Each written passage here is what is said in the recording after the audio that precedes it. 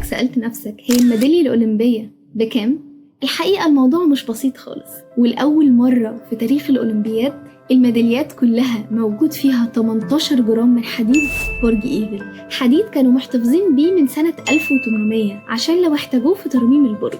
الميداليات دي صممتها دار المجوهرات الفرنسية الشوميه، واللي صممت تيجان ملوك فرنسا زمان. احنا برضو عايزين نعرف تكلفتها كام. الميدالية الذهب تقريبا 860 يورو، وهي بتحتوي على 6 جرام ذهب و500 جرام فضة. أما الميدالية الفضية فهي تكلفتها النص، يعني 400 يورو. أما البرونزية فهي رخيصة شويتين وتكلفتها 3.5 يورو، لأن هي مصنوعة من النحاس والزنك. قيمة الميدالية الأولمبية مش في سعرها، لكن هي ليها قيمة رمزية كبيرة قوي، وإحساسك بالفخر إن أنت خدت ميدالية أولمبية. والحقيقة هي فيها قيمة اقتصادية بتدفعها البلد. يعني مثلا إيطاليا بتدفع 180 ألف يورو للميدالية الذهبية، و90 ألف للميدالية الفضية، وحوالي 45 ألف للميدالية البرونزية. وفي دول بتدفع أكتر من كده بكتير، زي السعودية اللي بتدفع 1,200,000 ألف لأي حد يكسب ميدالية فضية. أما دول زي النرويج والسويد وبريطانيا ونيوزيلندا فهي مش بتدفع فلوس للرياضيين، لكن في دول تانية بتدي مكافآت،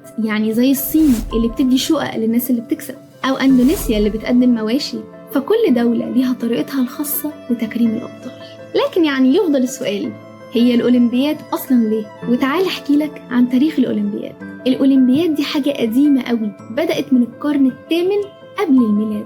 والفكرة بدأت في اليونان القديمة في مدينة أولمبيا. كانت بتتعمل يومين كل 4 سنين كنوع من أنواع الاحتفالات للتكريم للإله زيوس. فهي أصلا كانت مناسبة دينية، كانت بس للجري، وبعدين مع الوقت ابتدى يدخل فيها باقي الرياضات، مصارعة بقى، فروسية، رمي القرص والكلام ده. في العصر الكلاسيكي اليونانيين عملوا شوية قواعد كده عشان تحكمها. هما مين اللي كانوا شرطين؟ أول حاجة الشباب اليونانيين بس اللي يقدروا يقدموا ما عدا المجرمين.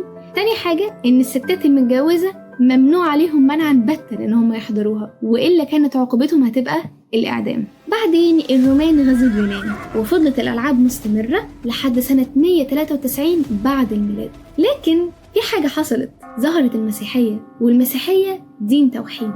وبعد دخول المسيحية في اليونان وفي روما، الإمبراطور ثيودوسوس الأول لغاها خالص عشان يلغي ويمحي أي حاجة متعلقة بالوثنية، وعشان ينشر المسيحية في الإمبراطورية الرومانية. وبالفعل الناس نسيوها خالص لحد قرنين بس. وفي أواخر القرن ال19 في واحد فرنساوي رجعها تاني في أثينا، وابتدت تتلعب مرة كل 4 سنين، لكن المرة دي الستات تقدر إن هي تتفرج وكمان تشارك. وابتدت تتعمل بانتظام مرة كل 4 سنين، والناس بقت تروح تتفرج عليها. مش بس كده، مع التطور ابتدت تتعرض على الهوا في التلفزيون، وبقى مع الوقت أهم حدث رياضي عالمي، حدث بيجمع بين كل الثقافات والشعوب من جميع بقاع الأرض. أتمنى أكون فدتكم وأشوفكم على خير.